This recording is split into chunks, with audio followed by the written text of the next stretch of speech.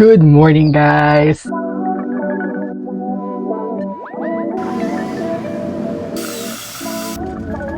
Mukha na ba akong hero, no, guys? Or Harina? Good morning, guys! It's Rael, and for today's video, it's just going to be a vlog. Today is a good day. It's a sunny day. It's The brighter day. Sabi nga ni Ariana Grande, there's brighter days ahead. Kahit na today is also the day na meron akong nagising na lang akong meron akong big breakout. So, I thought to myself, wait, baka ito na yung big breakthrough ko din. Kaya ganun. Dami ko sinasabi. So, one agenda lang yung sure tayo, and that is going to the dentist. Anything beyond, anything along the way is going to be accidental, coincidental, and confirmatory. Sorry. Hindi pa nagko-confirm yung mga pinsan ko if mag-okay ba talaga kami, but we'll see. So, ang appointment ko ay 2 p.m. So, dapat nasa biyahe na ako ng 1 p.m. Dapat nakaligo na ako ng 12 p.m. kasi mag-get ready with me pa ako. Anong oras na? 11:30 na. So, 11:30 to 12. Ligo. Game. Go. Okay, so tapos na ako maligo. So, mag-skin prep muna ako before I use makeup. Ito ang pinaka-importanting parte. I'm gonna be gentle as hell.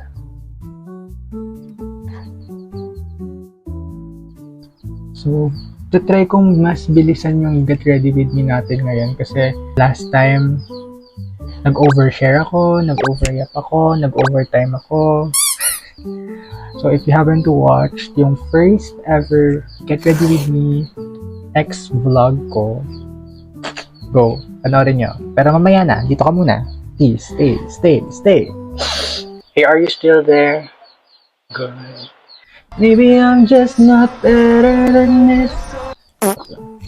Hindi pala yun malalagay dyan kasi may copyright pala yun. Medyo naging harsh yung aftershave ko dito sa my chin na part. That's part of being human. Nag-breakout tayo because we have hormones that makes up this chemical reaction.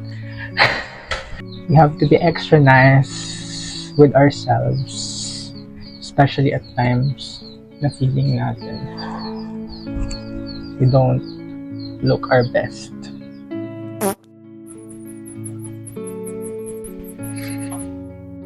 Now, medyo mag-iiba yung lighting natin kasi naglagay na ako ng extra light. So now, ano bang gagawin ko? Start na tayo with our makeup. Again, this is my makeup bag. So, actually, last Get Ready With Me ko, hindi ko ginamit tong cushion powder. Cushion ko. Foundation? Cushion.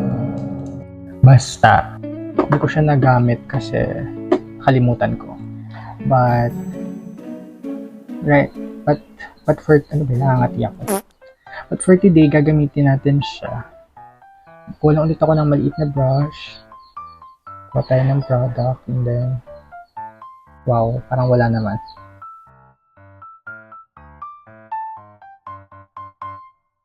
Actually, my skin is not really looking its best talaga ngayon. Like,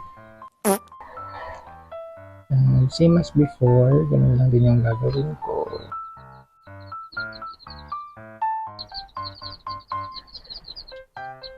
Sabi nila, make sure that you don't drag your brush like this. Like, don't drag, just tap. Kasi yung tendency na makuha lang ng brush, yung product mo is highest kapag dinadrag mo siya. Kasi parang pinupunasan mo lang siya compared to when you just tap. Medyo nagmamadali na ako kasi malate ako. Takot pa naman ako malate. Like, I'm never late, guys. Siguro there are times na nalilate din naman ako. Pero like, I try to as much as possible na ako lagi yung mauuna. I know na normalize na yung pagiging Filipino time, but let's not do that. Kasi it's somehow disrespectful. And it's a waste of time, not just your time, but everyone's time. Pero if ikaw lang naman, then sige, okay lang. If you're going out with somebody, friends, family, classmates, or any setting that professionalism is expected, please try to be early. Yeah. So now, let's grab our big brush and our powder before we set it. Someone told me recently na powder muna daw before setting spray. So, okay.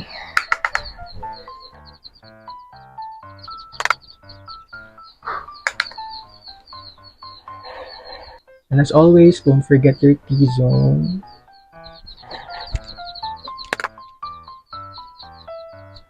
And now, let's use the fixing setting spray.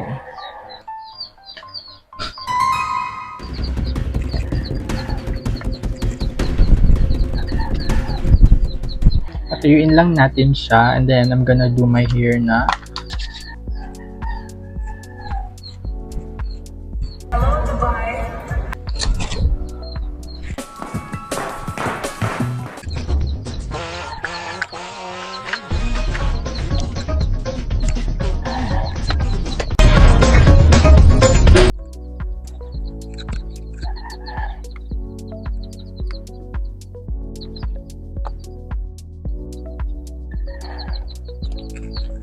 Parang pansin ko din, walang masyadong male models yung shampoo compared to that specific brand after dandruff. Specific brand, ang sabihin. Limutan ko na naman maglagay ng lippy. So, click. The click.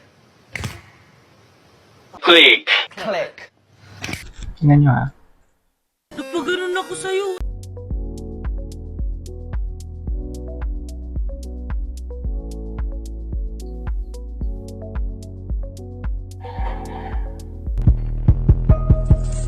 This is without, this is with. Sobrang natural niya pa rin kahit may color siya.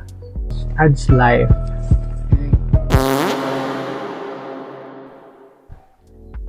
Papadentist ako tapos nag-lippy ako. Dadaling ko na lang to para may pang re-apply ako dito.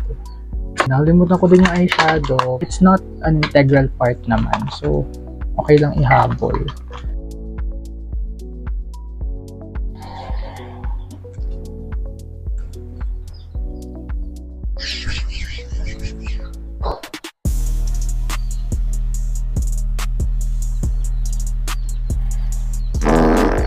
Kukunin naman ako ni Lord dito.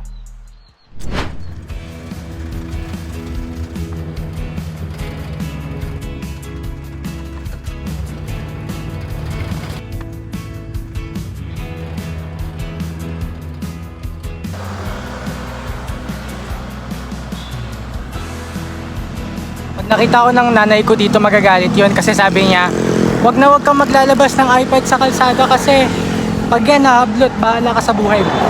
Ayun.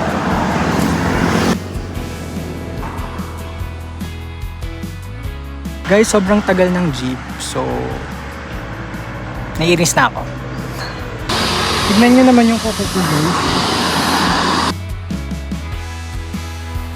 May dumaang jeep, guys, kaso puno na, nakakainis.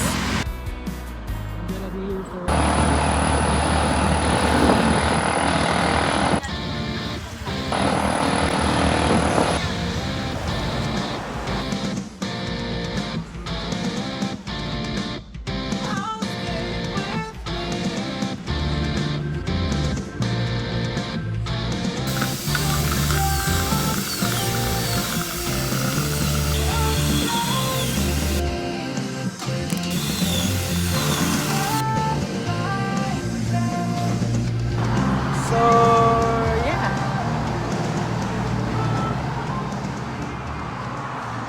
Tapos na finally.